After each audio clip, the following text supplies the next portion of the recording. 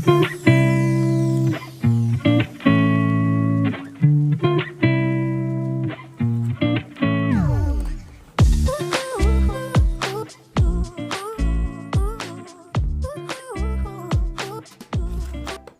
semua, assalamualaikum.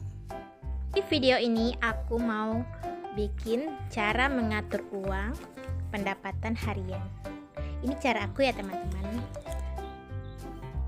Sebenarnya mengatur uang itu sangatlah gampang. Intinya pendapatan kita lebih besar daripada pengeluaran, bukan sebaliknya. Kalau pengeluaran kita lebih besar, itu tandanya kita besar-besar daripada tiang. Gak mau kan? Bagaimana bila pemasukan kita itu dapatnya per hari, bukan per bulan? Seperti driver ojek online, pedagang, freelance, dan lain-lain.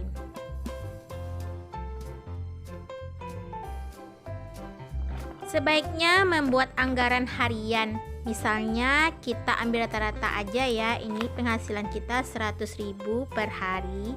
Jadi biar gampang kita tuker jadi receh ya teman-teman. Menurut aku, perempuan itu harus bisa mengatur keuangan. Apalagi kalau dia sudah menjadi seorang ibu, sudah punya anak, dan pasti pintar-pintar mengatur uang. Ini aku ada cerita lucu. Aku punya teman, pendapatannya itu dibilang kecil juga enggak, dibilang besar juga enggak, sedang lah gitu kan. Jadi dia itu suka jalan-jalan teman-teman, pergi ke sana, makan di sana, main di sana gitu kan. Sementara dia tidak mempertimbangkan keuangannya untuk sebulan ke depan. Dan pada akhir-akhir bulan dia tuh kan pusing tuh, dia cari teman kan buat minjem sana sini. Jadi dia minjem ke seseorang teman, dia baik banget, dia juga jujur, polos banget. Dan akhirnya dipinjamkanlah uangnya. Yang lucunya itu dia tuh minjemnya sambil merangkak gitu dan nangis-nangis.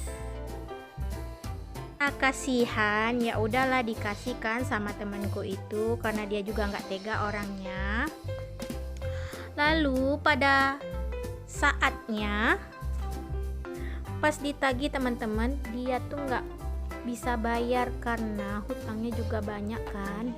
Dia bayar yang di tempat lain dulu katanya. Padahal itu adalah dana yang sangat penting juga buat teman aku itu kan.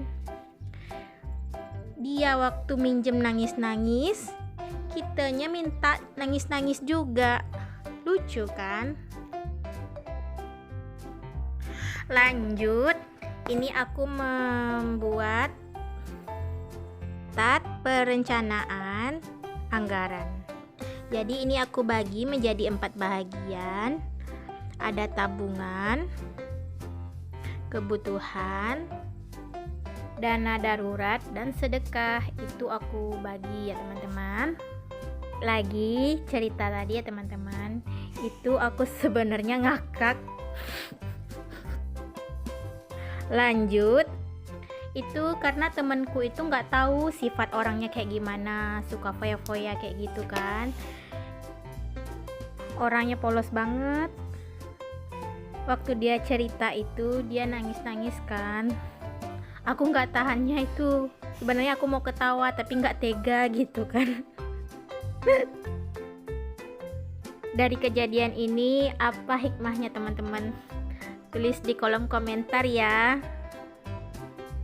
Lanjut, ini tabungan aku kasih 20%. 20% dari 100.000 yaitu 20.000. Ini anggap aja 20.000 ini duit nggak ada gitu, disimpan jauh-jauh gitu, jangan dipakai. Yang kedua itu dana darurat. Dana darurat ini misalnya untuk ada teman yang sakit, menjenguk, atau pergi ke pesta gitu kan. Kebutuhan aku taruh 60%. Kalau teman-teman 50% juga nggak masalah sih, ku 60% mungkin kebutuhan karena udah punya anak kali ya. Yang itu sedekah 10%. Ya, sedekah itu wajib ya teman-teman, supaya harta kita menjadi bersih. Lanjut, kita harus membagi kebutuhan pokok itu ada apa aja. Ini kebutuhan yang benar-benar tidak bisa dihindari gitu kan. Yang pertama itu makan, listrik, air, gas, pulsa BBM, atau kebutuhan yang tak terduga lainnya. Makan ini aku sisihkan 30.000. Listrik sama air, kebetulan air aku tidak PDAM ya, jadi air aku cuman air sumur. Jadi listrik aja 10.000, itu kan 10.000 kali 30 hari itu 300.000 pas. Kalau gas itu 5.000, BBM 10.000, kebutuhan tak terduga itu 5.000. Jadi disesuaikan aja ya dari kebutuhan teman-teman semua. Menurut aku, perempuan itu harus bisa mengatur pendapatan, harus bisa mengatur keuangan rumah tangga. Apakah ibu itu harus punya penghasilan? Itu tidak wajib ya teman-teman. Tapi kalaupun ada, itu alhamdulillah. Tapi yang terpenting itu adalah dia bisa mengatur keuangan, itu yang terpenting. Apa jadinya kalau tidak bisa mengatur keuangan? Pasti kita akan menjadi keluarga yang amburadul kan, dikejar-kejar sama hutang. Kalau kita punya pendapatan tapi kita juga tidak bisa mengatur keuangan, itu juga sama aja bohong, semuanya juga pada akhirnya akan habis. Intinya kita sebagai seorang wanita, sebagai ibu harus pinter, bukan pinter tapi pinter. Pinter ini dalam artian mengatur keuangan rumah tangga. Dengan mengatur pendapatan kita setiap harinya ini, insya Allah keluarga kita akan menjadi lebih baik lagi dan lebih sejahtera. Terima kasih teman-teman sudah menonton video ini. Jangan lupa like, komen, dan subscribe. Assalamualaikum warahmatullahi wabarakatuh.